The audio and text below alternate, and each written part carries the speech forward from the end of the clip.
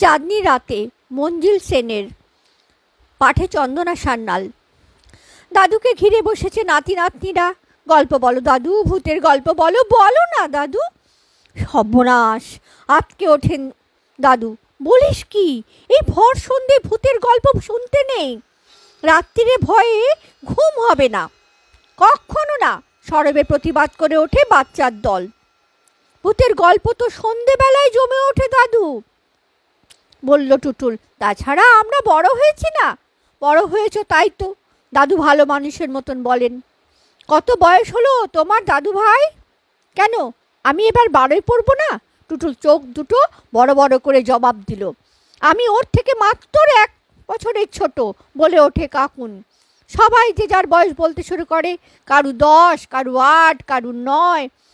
সত্যিই তো, তোমরা সবাই বড় হয়ে গেছো দেখছি। দাদুর 2 চোখে কৌতুকের হাসি। এত বড় হয়ে গেছো আমি বুঝতেই পারিনি। তুমি বুড়ো হয়ে গেছো কি না তাই কিছু মনে থাকে না তোমার। 8 বছরের বাবলি রায় দিল। নাও, এবার একটা ভালো করে ভূতের গল্প বলো দেখি। ভূতের গল্প, তার উপর আবার ভালো? দাদু যেন একটু মুশকিলে পড়েন। বাচ্চারা তাড়া দেয়। আচ্ছা শোনো,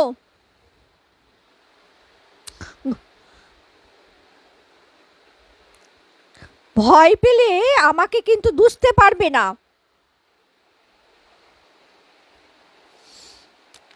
না না না, সমস্যারে বলে ওঠে বাচ্চার দল। সে আজ অনেক দিন আগের কথা। দাদু মোচ করে গড়গড়ায় করে কয়েকটা টান দিয়ে শুরু করলেন।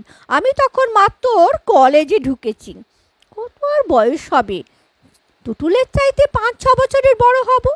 তখন দিনকাল এত খারাপ ছিল না, জিনিসপত্র অনেক সস্তা ছিল। 3-4 টাকায় 1 মণ চাল পাওয়া যেত।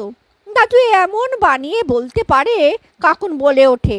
আজই রঘু মাকে বলছিল চালের কেজি 10 টাকা হয়ে গেছে। দাদু হেসে বলে, না দিদি ভাই, আমাদের সময় চালের মণ 3-4 টাকাই ছিল। আমরা কি চালের দামের গল্প শুনতে বসেছি? ঝংকার তুলল বাবলি। আহা, আমি তো এখনো গল্পে আসেনি, মৃদু প্রতিবাদ করে দাদু। তখন দিনকাল ভালো ছিল, জিনিসপত্র পাওয়া যেত, লোকের অবস্থাও সচ্ছল, মানে জমি জমা টাকা পয়সা ছিল। আর বুঝলে দাদু দিদি ভাইরা, এখনকার মতো চাকরি বাকরি পাবার পর তবে লোকে বিয়ে করতো না। ছেলেরা একটা পাস দিলেই মা বাবা ছেলের বিয়ে দিয়ে দিতেন। রোজগারের ভাবনা ছিল না তো, একজনের আয়ে গোটা সংসার চলে যেত। আমারও তাই বিয়ে হয়ে গেল।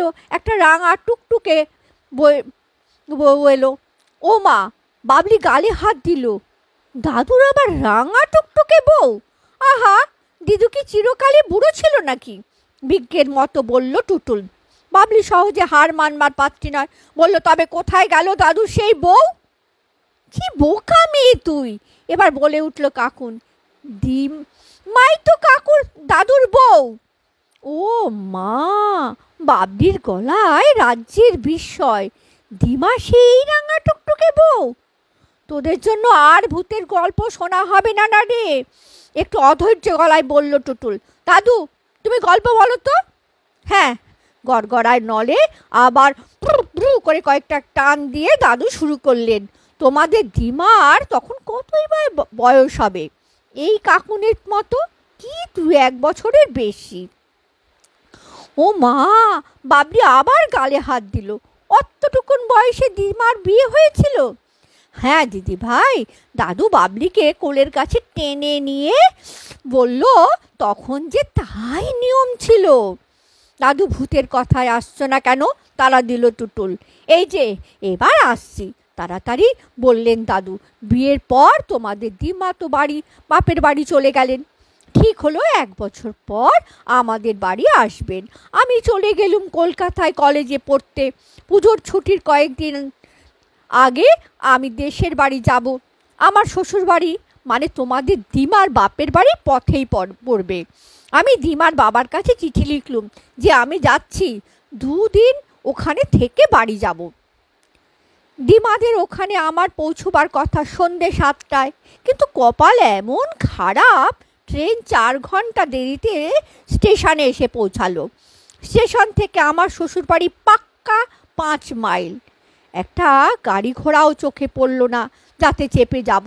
তখনকার দিনে এমন মোটর গাড়ি কি সাইকেল রিক্সা কিছুই ছিল না তো।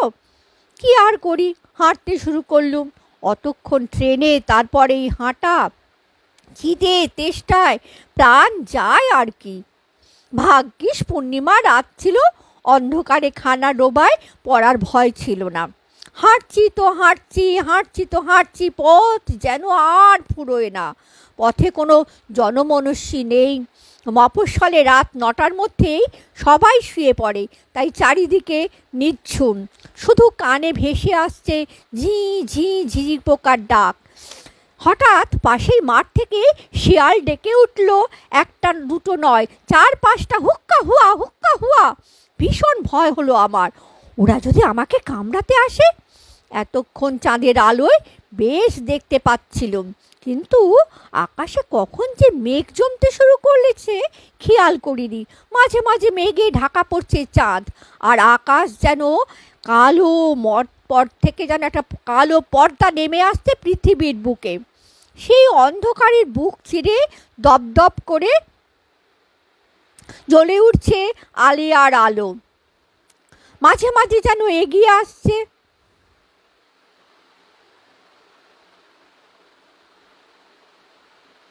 শ্বশুরবাড়ি যাবার আনন্দে ভয় ডরের